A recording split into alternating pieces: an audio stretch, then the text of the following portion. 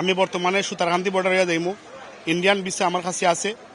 আমি দিল্লিত গিয়া পাকিস্তানের ভিসা লইয়া, রাজস্থান লইয়া পাকিস্তান যাইমু ইনশাআল্লাহ। আর পাকিস্তান থেকে ইরানের ভিসা, ইরান থেকে আমি দুবাইয়ের ভিসা, দুবাই থেকে আমি কাতারের ভিসা এবং সহজে সৌদির ভিসা লইয়া আমি প্রবেশ করবো। আপনারা আমার লাগে দোয়া করতে, যাতে আমার কোনো রাস্তার কোনো সমস্যা না হয়। আল্লাহ যাতে আমার ফিরিয়ে আপনার মাঝে আবার আনেন। আর যদি কোনো ভুল ত্রুটি কোনোদিন করিয়া থাকি খেরোর লগে, আল্লাহর বাস্তে আমার মাফ করবা। আর আমি যেহেতু যাইয়ার রাস্তা 8,000 কিলোমিটার কম বেশ, আমার লাগে সবে দোয়া করবা ইনশাল্লাহ। দেশবাসীর কাছে আমার উচ্চাও। আমি যখন অ্যাক্সিডেন্ট করছিলাম, অ্যাক্সিডেন্টের পরে যখন চিন্তা করলাম যে অনেক মানুষ তো মারা যায়, তার সবচেয়ে বেশি আপনজন ভাই, বাবা, মা সবাই।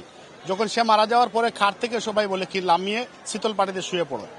শীতল পাটিতে শোয়ার পরে বলে এই লাশটা বেশি সময় রাখা যাবে না, তাড়াতাড়ি দাফন কাফন করার ব্যবস্থা করো।